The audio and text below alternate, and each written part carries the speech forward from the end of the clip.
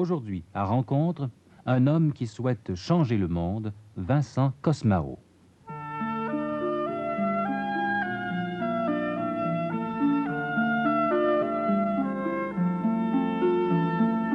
Jean-Paul II déclarait à Edmonton que le Nord ne peut plus continuer à écraser et exploiter le Sud, en somme que le tiers-monde doit vivre.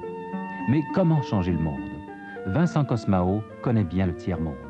Il s'est engagé depuis des années, à la suite du père Lebray, à nous rendre conscients des problèmes des pays sous-développés. Et il nous explique aujourd'hui, trop rapidement, ce qu'il faut faire pour changer le monde. Le père Cosmao est directeur du centre Lebray à Paris. Il y est interviewé par Marcel Brisebois. Vincent Cosmao, vous êtes prêtre, vous êtes dominicain, vous avez travaillé dans un centre qui favorisait la participation des chrétiens au mouvement de développement des pays en voie de développement. N'est-il pas étrange que les églises, que les chrétiens appellent les peuples maintenant au développement, alors qu'autrefois les mêmes églises et les mêmes chrétiens les invitaient plutôt à la résignation? Oui, je crois qu'il faut reconnaître que pendant des siècles, en église et dans toutes les églises, on a prêché la résignation. Je pense que c'est un signe des temps qu'on soit en train de découvrir que la parole de Dieu ne peut pas conduire à la résignation et à comprendre dès lors qu'on ne peut pas prêcher la parole de Dieu sans provoquer qui veut l'entendre à se prendre en charge, à se faire exister à l'image et ressemblance de Dieu. Je crois que nous entrons de ce point de vue-là dans une ère nouvelle du christianisme qui est bien plus importante que ce qui est observable dans le champ du développement. C'est toute la compréhension de la parole de Dieu et du christianisme comme mouvement historique qui est en jeu actuellement. Ceci me paraît infiniment plus important que les questions ou les querelles internes à l'Église, à l'organisation de la vie en Église. Mais c'est certainement un tournant. Vincent Cosmao, j'appartiens à une génération qui a été souvent invitée à donner, par exemple, 1 franc ou 25 cents au Canada pour acheter des petits Chinois, comme on disait. Donc nous étions appelés à aider, à donner de notre superflu pour aider des peuples, des pays qui étaient pauvres. Je pense qu'actuellement, l'Église aussi repense son attitude. Est-ce que vous pourriez nous dire quelle est, à votre avis, actuellement la tendance à l'égard des problèmes de développement et de sous-développement qu'on trouve dans l'Église? Dans la ligne de l'aumône pour les petits Chinois, qui n'était pas destinée seulement à les aider, mais aussi à les convertir. À les baptiser. Oui, à les agréger à l'Église. Dans cette ligne, une certaine forme d'aide au développement ou d'aide au tiers-monde a fonctionné et fonctionne encore. Et en un sens, ça reste nécessaire, ne serait-ce que parce qu'il y a des situations d'urgence, des situations d'impuissance, mais depuis longtemps déjà, ce n'est plus la ligne principale de l'engagement de l'Église dans le champ du développement. D'ailleurs, l'Église a suivi la même évolution que l'ensemble des sociétés à travers le monde. Je crois qu'on peut dire schématiquement que la pratique du développement, la réflexion sur le développement sont passées par 3 étapes significatives. La première,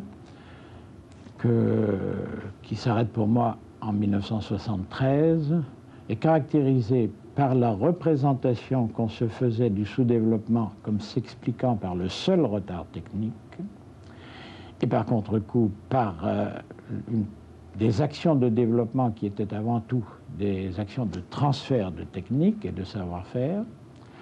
La deuxième époque est celle qui commence en 1973 et qu'on peut considérer comme momentanément interrompue, momentanément seulement, je crois. C'est celle de la mise en question du système de rapport entre pays industrialisés et pays sous-développés, avec l'explication du sous-développement par la déstructuration des sociétés excessivement dépendantes. On reviendra. Et la troisième époque a commencé depuis quelques années, ou du moins nous avons commencé depuis quelques années à réaliser que nous y sommes. Et cette époque se caractérise, à mon sens, par la prise de conscience qui se généralise que seul le groupe en sous-développement peut être l'acteur de son développement. Et que le problème se pose donc en termes de reconstitution du sujet, collectif ou personnel, pour qu'il puisse devenir l'acteur de son développement et de la conduite de son histoire. Et l'Église, pour moi, oui, l'Église est en train de, non seulement de s'inscrire dans cette démarche-là, mais de retrouver son identité dans cette démarche. Et assez curieusement, l'histoire est curieuse.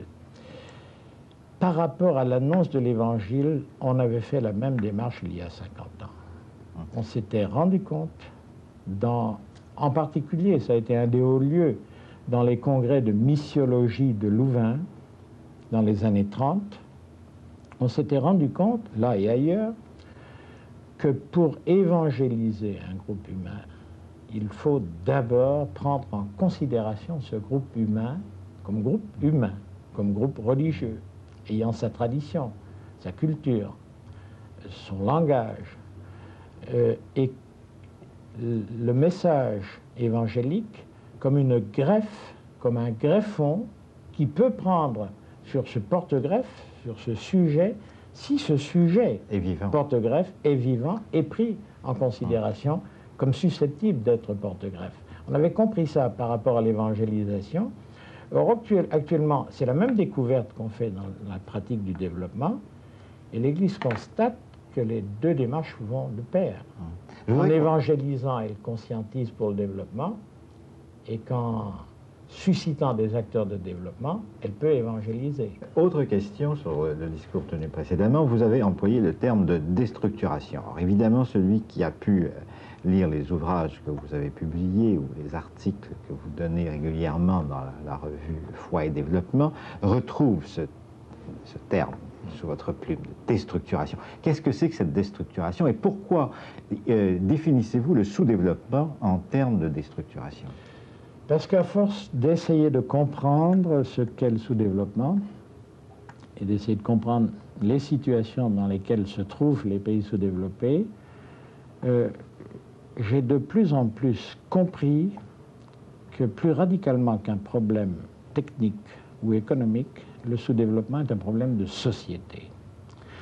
Or, une société en état de fonctionner, si vous voulez, est toujours constituée par un ensemble de rapports entre individus, entre groupes, rapports d'échange, de biens, de services, mais aussi de signification, de symboles, d'idées.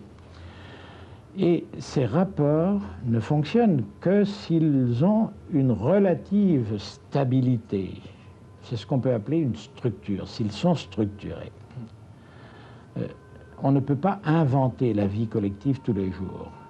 Elle ne fonctionne que sur la base d'un certain nombre de schémas, d'un certain nombre de structures. Quand des groupes vivant sur le même territoire ont ce type de rapport qu'ils ne peuvent pas ne pas avoir parce que tout le monde est dépendant de tout le monde, eh bien, ces rapports-là se structurent d'eux-mêmes d'une certaine façon. Il faut les aider à se structurer, bien sûr, c'est pour ça qu'on a des pouvoirs, des gouvernements, mais ils se structurent et la vie collective fonctionne. Quand une société est très fortement déterminée de l'extérieur, on constate qu'elle se déstructure. C'est le cas, par exemple, des nations qui ont été colonisées, j'imagine. Pour prendre un exemple, dans un pays que j'ai bien connu pour y avoir vécu 10 ans, le Sénégal, quand j'y suis arrivé il y a presque 30 ans, le Sénégal exportait de l'arachide, et presque rien d'autre, et importait son mil des États-Unis. Alors qu'il était traditionnellement producteur de mil. Et son riz du Cambodge. Eh bien, de ce fait, toute la vie de ce pays était polarisée comme la limaille de fer sur un papier sous lequel on met un aimant. par le port de Dakar, par où partait l'arachide et par où venait le mil, le riz, et puis les outils ou les ustensiles qu'on ne savait plus fabriquer, qu'on fabriquait avant. C'est bien que tous les rapports internes qui pouvaient constituer un marché interne et par là même une société étaient éclatés. Et tous les groupes étaient dépendants de Dakar et à travers Dakar de l'extérieur, à l'époque de la France. C'est ce que j'appelle une société en déstructuration. Et ça, c'est plus grave que l'impuissance économique qui en résulte, parce que la société n'existe plus d'une certaine façon. Elle est tellement traumatisée qu'elle ne peut qu'être de plus en plus dépendante.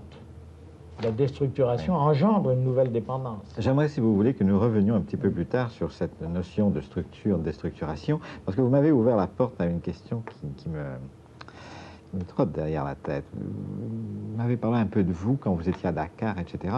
Et je me demande comment un homme qui décide à un moment donné de devenir prêtre, de devenir dominicain, peut-il se devenir tout à coup préoccupé par des problèmes qui sembleraient relever de sociologues, d'économistes, des choses pareilles. Comment avez-vous été amené, vous, comme prêtre, comme chrétien, à vous préoccuper de ces problèmes de sous-développement?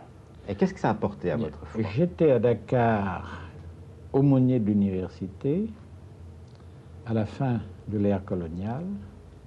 J'ai vécu les dernières années de l'ère coloniale avec des étudiants de toute l'Afrique de l'Ouest. Le Sénégal étant à ce moment-là une colonie française. Oui. Et ayant accédé progressivement à l'indépendance entre 57 et 60. J'ai donc été témoin du passage de la situation coloniale à l'indépendance. Or, il se trouve en plus qu'au Sénégal, le premier ministre du Sénégal indépendant, c'est Mamadou Dia, et même avant l'indépendance, a fait appel au Père Lebret, qui était dominicain et un des pionniers de l'Action pour le développement, pour être le conseiller de son gouvernement pour la préparation du premier plan de développement.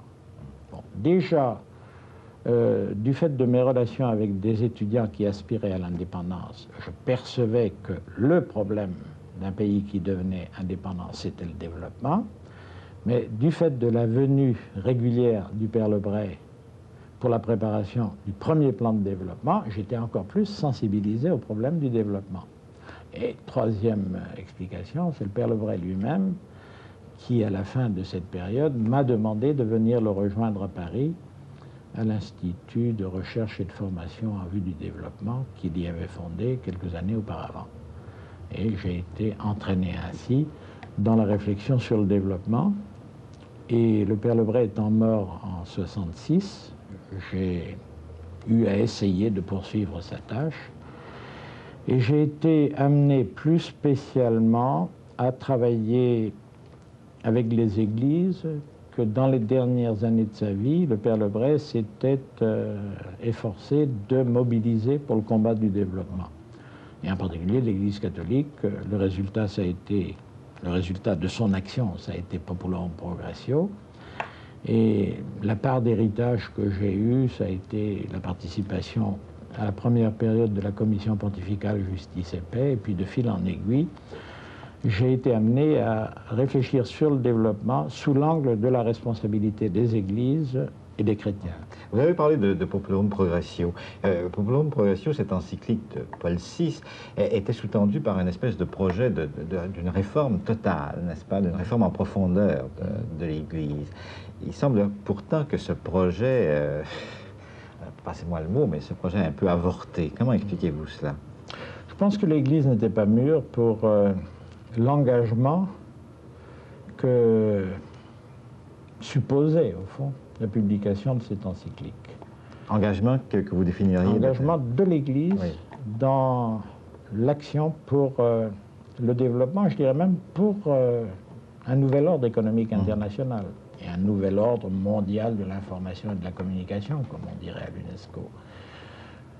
L'Église n'était pas mûre, elle ne l'est pas encore d'ailleurs, je pense. Ça viendra.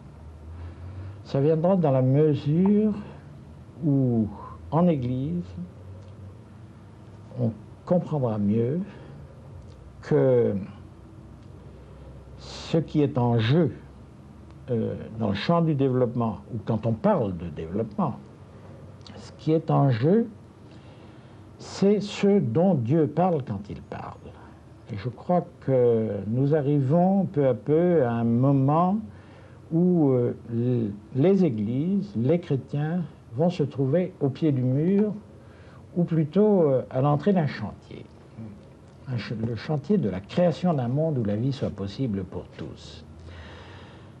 Je crois que l'époque dans laquelle nous sommes entrés est pour le christianisme aussi importante que celle de sa naissance, et peut-être même plus importante d'une certaine façon, enfin, la Pentecôte mise à part, enfin, à partir du lendemain de la Pentecôte, je dirais, plus importante parce qu'il y a toute l'expérience de l'histoire, toute l'expérience des dérives du christianisme à travers l'histoire, de ses compromissions avec le pouvoir un peu partout, et en particulier dans la chrétienté médiévale, qui a eu sa grandeur, que personne ne contestera, mais que je considère comme, je l'ai écrit, alors je peux le dire, comme une perversion du christianisme, à mesure même où on a fait servir le Dieu de Jésus-Christ à faire aller de soi le pouvoir qui est nécessaire, mais qui ne peut pas aller de soi au point d'être considéré comme divin.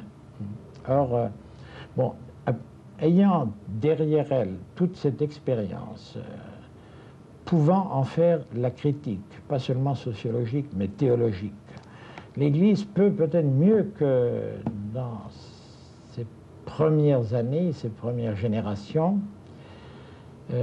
comprendre que ce à quoi Dieu l'appelle, c'est à créer un monde où la vie soit possible pour tous. Car si Dieu est Dieu, si Dieu est reconnu comme Dieu, tout homme est un homme. Or, actuellement, nous savons qu'il y a près d'1 milliard d'hommes qui sont dans des situations telles qu'ils ne peuvent se réaliser en humanité que si, enfin, je dirais, si le Saint-Esprit leur est donné pour leur permettre d'être à la fois des héros et des saints, ce qui supposerait que Dieu fasse des miracles en permanence. Dieu ne fait rien sans l'homme, et je dirais, Dieu ne fait rien sans les hommes qui croient en lui. Bien sûr, l'homme peut créer sans croire en Dieu, mais si ceux qui croient en Dieu ne sont pas à la tâche de création qui s'impose avec urgence à l'humanité, Dieu ne veut rien dire. Bon, je pense que Dieu parle. Je trouve que votre discours est extrêmement stimulant, n'est-ce pas, et de nature à donner, dans une certaine mesure, confiance. Mais aussi, ce discours que vous tenez est aussi, je dirais, d'une certaine façon, un peu accablant. C'est-à-dire que la plupart des chrétiens, actuellement, se sentent absolument démunis. Pendant un certain nombre d'années, ils ont fait des efforts, ils ont essayé de comprendre. Il y a eu toute une série de mouvements pour dire, bah, nous sommes responsables de ces hommes et de ces femmes qui meurent de faim, etc., qui ont une situation inhumaine. Mais maintenant, n'est-ce pas, qu'est-ce que nous pouvons faire plus que de donner? Alors, j'ai l'impression souvent aussi qu'en même temps, votre discours invite à une espèce de, appelons le mot, une certaine révolution de l'ordre social et économique. Et bien ça sûr. Aussi, c'est de nature à faire peur aux chrétiens. Oui, mais vous disiez tout à l'heure... Découragement, abattement, qu'est-ce qu'on peut faire? Est-ce qu'on n'est pas démunis? Et d'autre part, la seule façon ne serait-il pas d'entendre ce cri qui a déjà été lancé, prolétaires du monde entier, unissez-vous? Oui, justement, celui-là, ça n'a pas marché. Bon.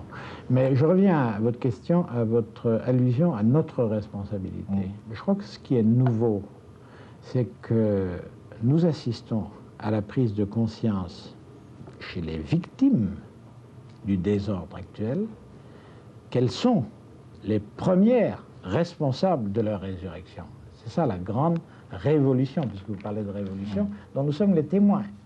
Un peu partout, et dans les situations les plus limites en général, chez les pauvres les plus pauvres, chez les plus marginaux par rapport au système mondial, on assiste à ce qu'on peut appeler la résurrection d'hommes, de femmes, d'enfants qui sont privés de tout, même du bout de terre qu'ils pourraient cultiver, et encore plus de l'eau qui serait nécessaire pour la cultiver, et qui décide d'avoir accès à cette terre, d'avoir accès à cette eau et de produire eux-mêmes ce qui leur est nécessaire pour vivre. Mais s'ils le font, c'est parce qu'ils se ressuscitent eux-mêmes, et dans bien des cas, c'est parce qu'ils entendent la parole de Dieu, qui ne leur est plus annoncé comme un message de résignation, mais comme, je dirais, un message de création, un appel à la créativité, un appel à se faire exister à l'image et ressemblance de Dieu. Ça peut déboucher sur une révolution, pour reprendre l'expression, sur une subversion de l'ordre social du système mondial. Mais dans un premier temps, ce n'est pas de cela qu'il s'agit. La révolution à laquelle on assiste, c'est une résurrection des sujets qui deviennent acteurs. C'est ça? C'est ce qu'on appelle la conscientisation. Oui, la conscientisation qui est l'accès à une prise sur la réalité à travers une analyse de cette réalité. Celui qui se sent totalement impuissant, que tout conduit au fatalisme, à travers une analyse de la situation dans laquelle il se trouve, découvre qu'il a des prises sur la réalité qu'il ne pensait pas avoir. Ça, c'est le résultat de la conscientisation, si on peut dire. Eh bien, quand la conscientisation débouche ainsi sur la résurrection du sujet intéressé, concerné par son développement, le développement est possible. Moi, je pense qu'on tient là le point de départ du développement qu'on a cherché en vain pendant des décennies, et ce n'est pas nous qui l'avons trouvé, ce sont les intéressés qui l'ont découvert. Oui. Et ça, c'est fantastique. Bravo, alors ça nous laisse les mains libres et on peut s'occuper de tas d'autres choses. Je vous disais tout à l'heure qu'il y a 10 ans, les porte-paroles du tiers-monde nous ont dit: nous pouvons bloquer votre système grâce à l'arme du pétrole. Mais ce n'est pas cela que nous voulons. Nous voulons négocier avec vous la construction d'un autre système qui nous permette de vivre. Nous n'avons pas voulu les écouter. L'arme du pétrole ne fonctionne plus, le pétrole ne vaut rien, on ne sait pas qu'en faire, etc. Ça n'est plus une arme. Mais ce qui peut devenir une arme, à terme, à moyen terme, à mon sens, c'est cette montée en conscience et en organisation des peuples du tiers-monde. Et c'est là, elle est en train de se faire.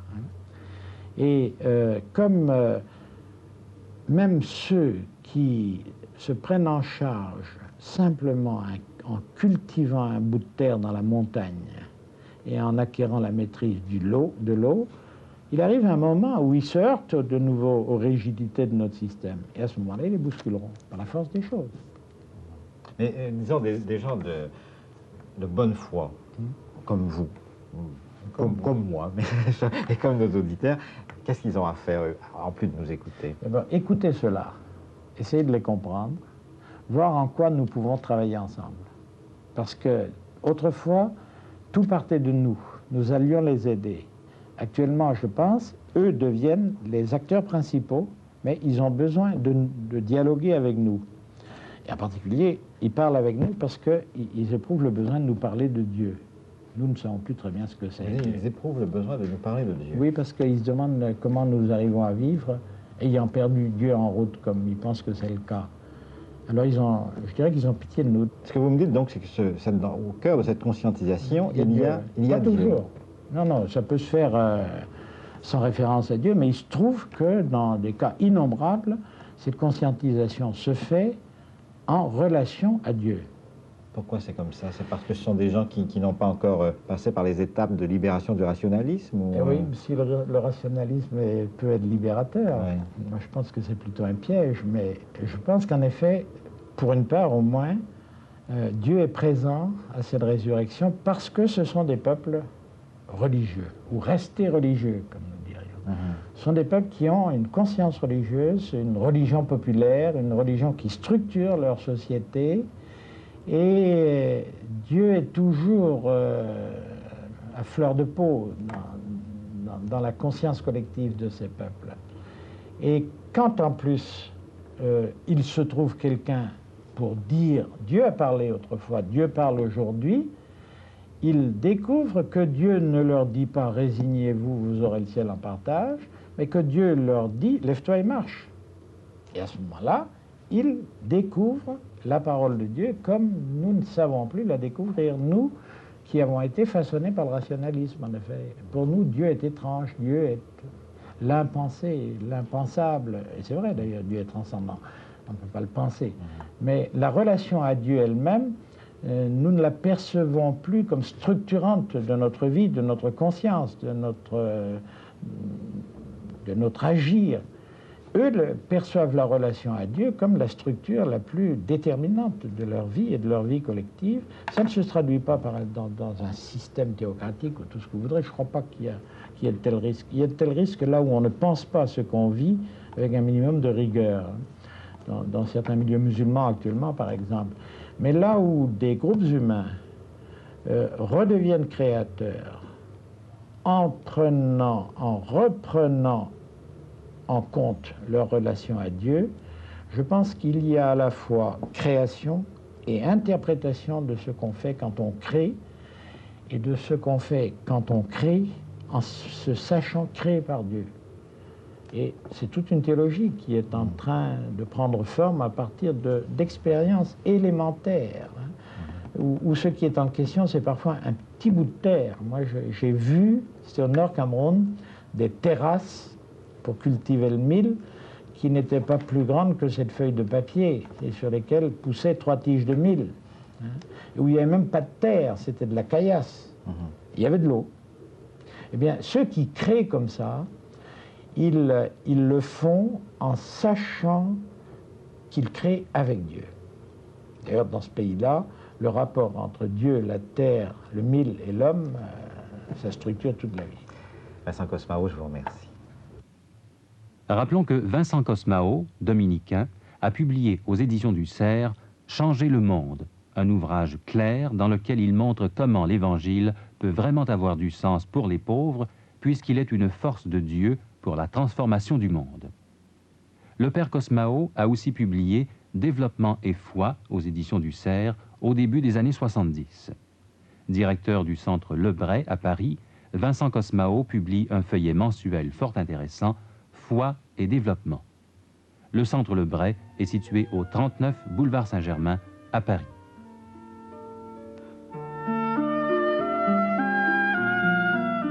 Qu'est-ce que moine contemplatif? Le bénédictin don Claude Jean Némy répondra à cette question lors d'une rencontre présentée demain à la même heure.